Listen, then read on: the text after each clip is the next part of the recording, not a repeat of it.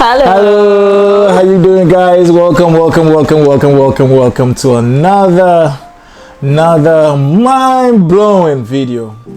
And today, oh man, we're gonna blow your minds out, ain't we? Even blow mine, not my mind, no. Attitude. Minds blown videos. You're gonna have your mind blown. Yeah.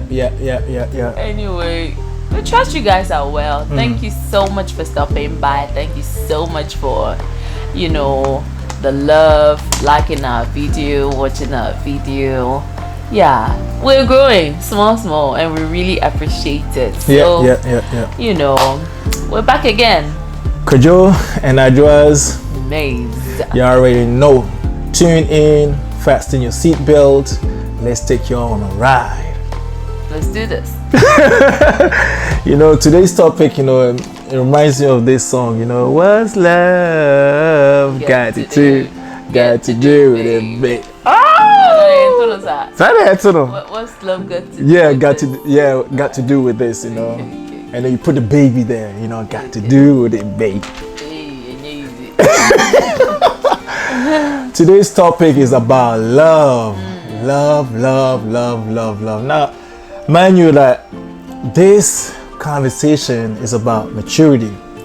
If you're still in the dating, period, y'all seeing each other from time to time, he comes home, you go to him, your love may be different from our love, because our definition of love is really different. When you're in a marriage settings, you don't love the same way that you love when you are dating.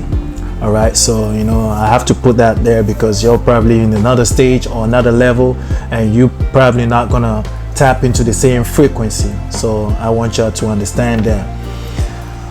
Should we go straight into it? Yeah. Today I have some questions. I always write these questions down because it's like no problem. I do for you. I always want to ask you mind-blowing questions. Okay. So it's like you're my Wikipedia encyclopedia. So because I want to I am a Jopedia or the Syncopedia.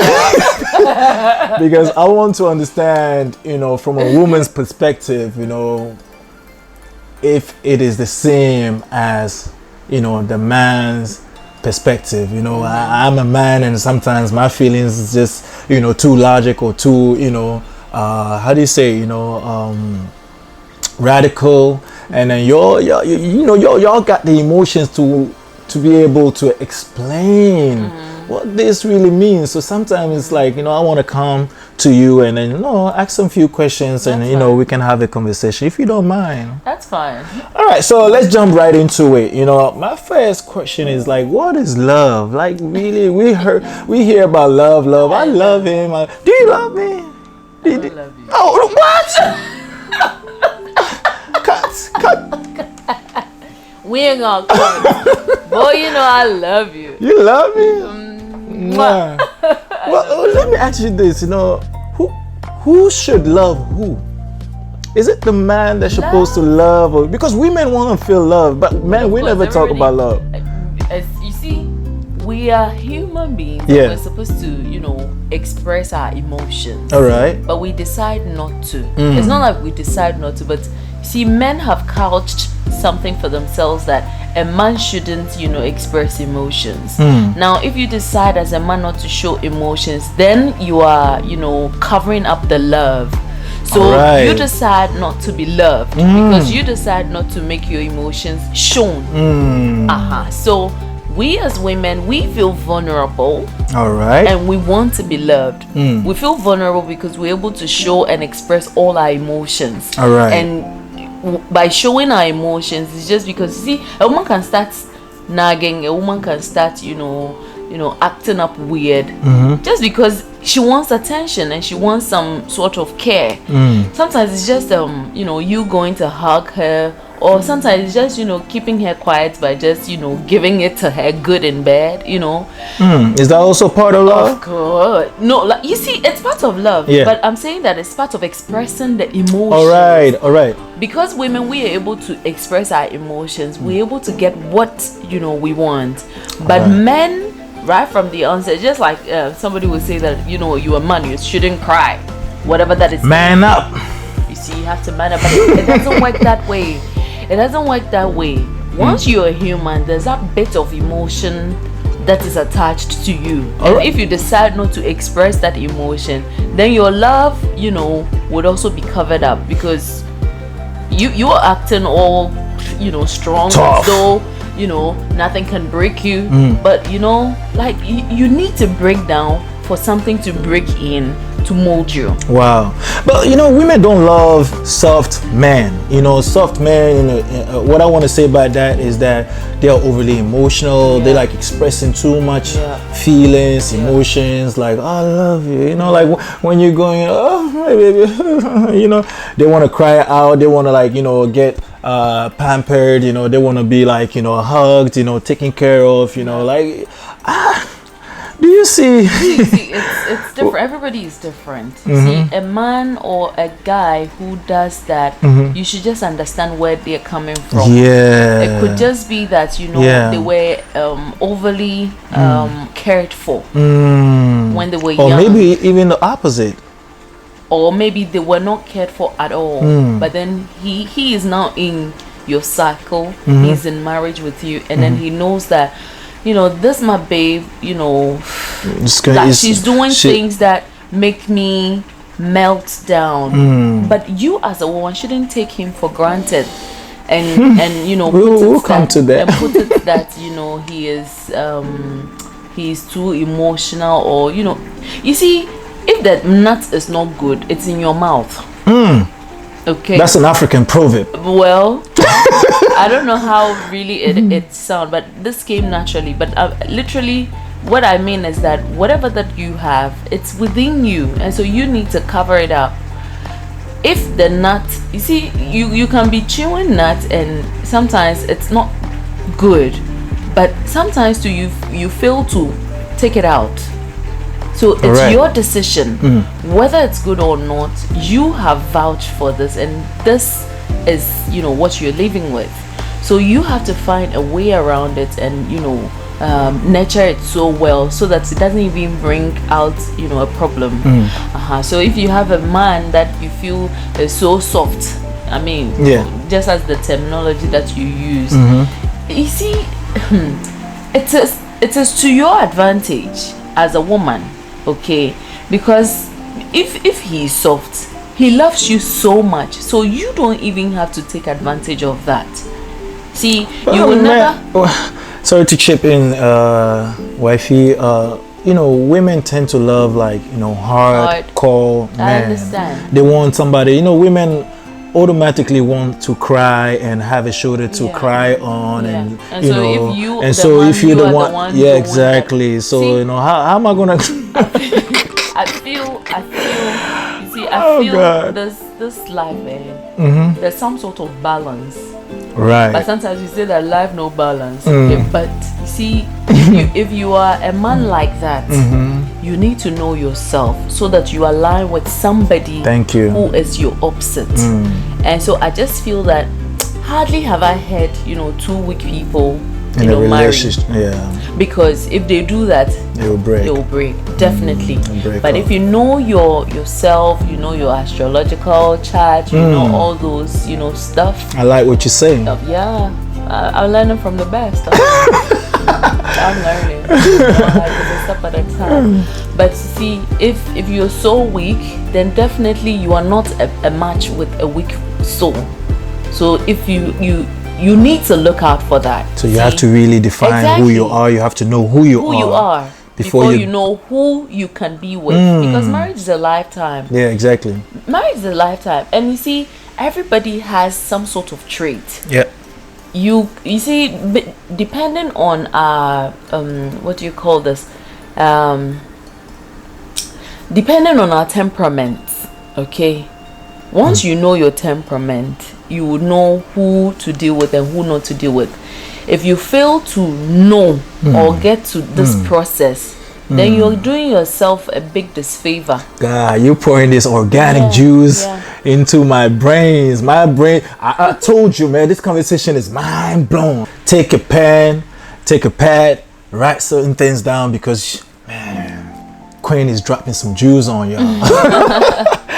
So, you know, like, is love necessary, you know, to build this relationship, you know? Is love one of the strongest pillars in a relationship? Yeah, definitely. Definitely. Love is one of the most strongest pillars in a relationship. So then what is love to you? What is love? To me, and in this home, we have come to terms and, you know, agree that love is understanding. Because pause. You heard that? My mind is blown away. You know, we're not talking about emotional stage, you know, like emotional my love is we're not talking about that. We're talking about understanding. Man, can we you see, I have the stage of love and the definition of it. You know, I'm gonna break it down so y'all can understand what the Queen is saying. Love is basically understanding, honestly, because you meet someone for whatever reasons. See, there are a lot of things that attract you to a person, but once that attraction, you know, is done, see, it's just the first impression. So you've been impressed, okay? Afterwards, what sustains that impression that you had? It's basically understanding of everything. And you have to put in work to understand the person that you're with. Ask questions, you know. Ask, like, you know, do like a spiritual background check. Yeah. See, it's not easy because we what makes it actually difficult is that because we're coming from different backgrounds, see, our understanding is different. Our food is different. Everything is different. Even how you sleep is different. Because when you were single, you possibly were sleeping in a particular way. But now you are double. And so, will it be convenient for the person that you're sleeping with? But if the person understands you to, you know, compromise, then that is love. At every stage in life, there should be understanding. The Bible pictures love and, you know, marriage, like, you know, as woman, the man marrying the church. Okay, like, man, love your wife like you love the church. If you go out there and then you love, you know, the gathering, or you love the church, you know, the bride has been depicted as the church. Okay, so love, understand the woman. Once you understand the woman and, you know, you go according to her rhythm, no matter what you want her to do, she'll do it. Why does love fade then? You see, because it's hard work. If you don't work on it, definitely it will fade away. Bars. See, it's hard work. If you don't work on anything, it's just like, you know, putting a seed in the soil, and yes, you decide that you're just waiting for it to grow without nurturing it. You feel that, oh, there's sunshine, there's water, there's rain, so it's okay. No, sometimes the rain can be excessive. Exactly. The sun can be too excessive. It might not have juice. See, she's dropping bombs. You just have to take care of it where it is. If there's too much sun, take it to an airy place, you know, so that, you see, it's a process.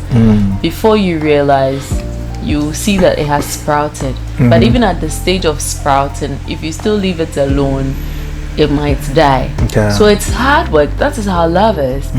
If today, or, you know, before the ceremony you loved, or before maybe you just dated, I was about to ask, you know, like when you said when you're getting ready to come, you're working on your patience and all that, I was asking that in my mind. I was asking, did it kind of scare you? Because we didn't really have a long time of friendship, and the time that we even had to steady ourselves, it was on and off, because you know, it was very short. The communication channel in Ghana and here, sometimes you call, like we didn't have a straight, connection, and we didn't have a very long friendship. So did it scare you? Because of course you don't know who the person really is, and so that's also a tip for the people out there. Because if you don't know someone that well, you might as well work on yourself, because you see, your best could not even be enough. Exactly. Because you feel that I've worked on myself and this is the best that I can give, but the person that is coming in, maybe your best is the worst. So you would have to be in touch with the person face to face before whatever that you have, you just leave it and rebuild. Because now you are living with the person, so you know how the person acts, who the person is, how the person eats, how the person does everything. Then it's just like you have your morals, but you lower them to start creating other morals based on what you have come in touch with. I believe that everything is just dependent on how you start. All right. See, if you met somebody, that's why I said earlier that you meet someone, there's an appearance. How do you keep up the appearance, that first impression? How do you keep up, so if your first impression that you had, or the first thing that caught you was sex, and for some reason the person cannot give you sex again, done, the love is gone. Giving and receiving, that's it. I don't receive anything from you, so no, it's not like you don't receive anything, or you cannot saying, now you based it on sex. But for some reason the sex cannot be given as it used to be, then that's done. I get it. Man, this conversation is just mind blown. I'm telling y'all, take your pen and pad, write certain things down, because we're going deep, real deep. So after 7 years, like scientists, whatever came out to say that love fades away. Hey, scientists, babe. Yeah, I believe that people are just using their own experiences, to slum those who are still in a healthy marriage. Because the things that you are preaching here, or you are teaching in this home, I bet it's not the same thing that somebody is teaching. A man is built to be a teacher. You see, you're supposed to stand by your ground, set morals. It's not about disrespecting the woman or insisting in a harsh way for the woman to follow your lead. There's a way that you can just I won't even say coerce, but there's a way that you can go about, give your information out there for your woman to pick on it. Now, if you're not preaching anything, if you're not teaching anything, after some time the woman is just tired of mentally. She's not evolving, because naturally women want to know stuff. Exactly. Because that's what we're picking from our daddies. Our fathers are teaching us. Our fathers are, teacher figures in our lives. And so if we are no more with our father, and then you are the man in our life, then you should be teaching us something. If we feel that you are not teaching, you smell that. If we feel that you are not teaching, then there's that break. You won't get the most out of the woman, and so you are just expecting that I need you to just do this, do that. Subconsciously, the woman does not know that. No, because certain women will not allow a man to teach.